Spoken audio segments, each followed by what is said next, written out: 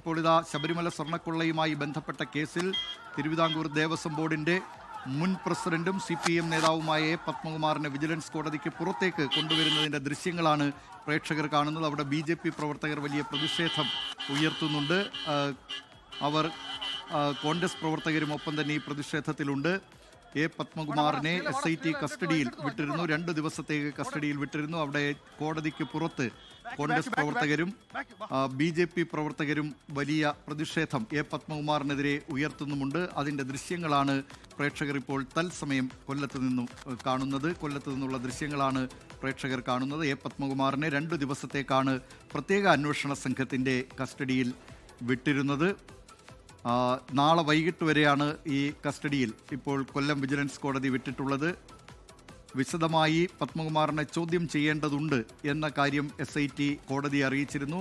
SITയുടെ അപേക്ഷ പരിഗണിച്ചുകൊണ്ടാണ് പത്മകുമാറിനെ കസ്റ്റഡിയിൽ 2 ദിവസത്തേക്ക് SITയുടെ കസ്റ്റഡിയിൽ വിട്ടിട്ടുള്ളത്. പുറത്ത് വലിയ പ്രതിഷേധമാണ് BJPയുടെയും കോൺഗ്രസിൻ്റെയും. ഇപ്പോൾ വിവരങ്ങളുമായി അരുൺരാജ് കൊല്ലത്ത് നിന്ന് ചേരുകയാണ്. അരുൺരാജ്, വലിയ പ്രതിഷേധത്തിന് നടുവിലൂടെയാണ് എ പത്മകുമാറിനെ SIT സംഘം ഇപ്പോൾ കൊണ്ടുപോയിരിക്കുന്നത്. എങ്ങോട്ടേക്കാണ് പത്മകുമാറിനെ ഇപ്പോൾ കൊണ്ടുപോയിട്ടുള്ളത് എന്നത് സംബന്ധിച്ച വിവരങ്ങൾ ലഭ്യമായിട്ടുണ്ടോ അരുൺരാജ്?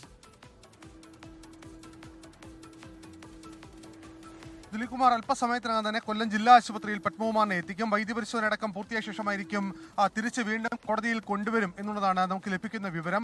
ഇപ്പോൾ പത്മകുമാറുമായി പോലീസ് വാഹന വ്യൂഹം ഇപ്പോൾ ജില്ലാ ആശുപത്രിയിലേക്ക് പോവുകയാണ്. കാരണം വലിയ പ്രതിഷേധം പത്മകുമാറിനെതിരെ ഈ കോടതിക്ക് മുമ്പിൽ തന്നെ ഉണ്ടാകുന്ന സാഹചര്യം ഉണ്ടായി. BJP കോൺഗ്രസ് പ്രവർത്തകരാണ് പ്രതിഷേധവുമായി എത്തിയത്. പോലീസ് നന്നേ പാടുപെട്ടാണ് ഈ പ്രതിഷേധക്കാരെ മാറ്റിയത്. കാരണം പല പോലീസ് ഉദ്യോഗസ്ഥരും നിലത്ത് വീഴുന്ന അവസ്ഥ വരെ ഉണ്ടാവുകയും ചെയ്തു. പ്രതിഷേധക്കാർ ഈ പത്മകുമാറിനെ കൊണ്ടുപോകുന്ന വാഹനത്തിനടുത്തേക്ക് വരെ എത്തി ഈ പ്രതിഷേധം കടുപ്പിച്ച സാഹചര്യമടക്കം ഉണ്ടായതാണ്. അതുകൊണ്ട് തന്നെ പോലീസിന് വളരെ ശ്രമകരമായ ദൗത്യമായിരുന്നു പോലീസിനെ സംബന്ധിച്ച് ഈ അവിടെ നിന്ന് പുറത്തേക്ക് കൊണ്ടുപോവുക. കാരണം ഇതുവരെ ഉണ്ടായതുപോലെയല്ല, പത്മകുമാർ ഒരു പൊളിറ്റിക്കൽ അറസ്റ്റ് ആയിരുന്നു. കാരണം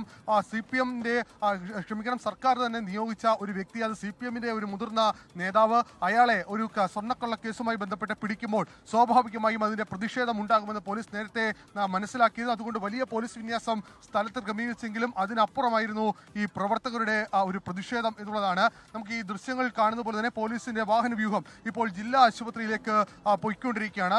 മുന്നിലും പിന്നിലും പോലീസിന്റെ വലിയ അകമ്പടി ഇപ്പോൾ തന്നെ ഉണ്ട്. കാരണം ഏതെങ്കിലും തരത്തിൽ സമീപ സ്ഥലങ്ങളിൽ പ്രതിഷേധം ഉണ്ടാകാനുള്ള സാധ്യതയുണ്ട്. കാരണം തെരഞ്ഞെടുപ്പ് അടക്കമാണ്.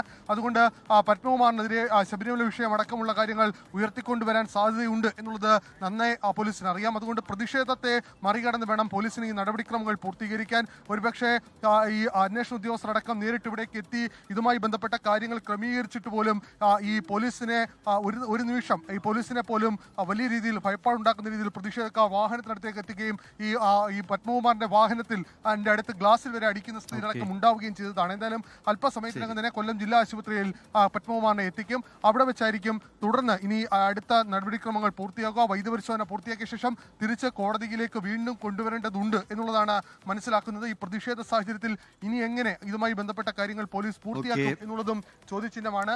ലോകത്തെവിടെയായാലും ഏത് സമയത്തും 24 വാർത്തകളും ഓഗ്മെന്റഡ് റിയാലിറ്റി പാക്കേജുകളും എക്സ്പ്ലെയിനറുകളും വിശദമായി കാണാൻ ഞങ്ങളുടെ YouTube ചാനൽ നിങ്ങൾക്ക് സബ്സ്ക്രൈബ് ചെയ്യാം.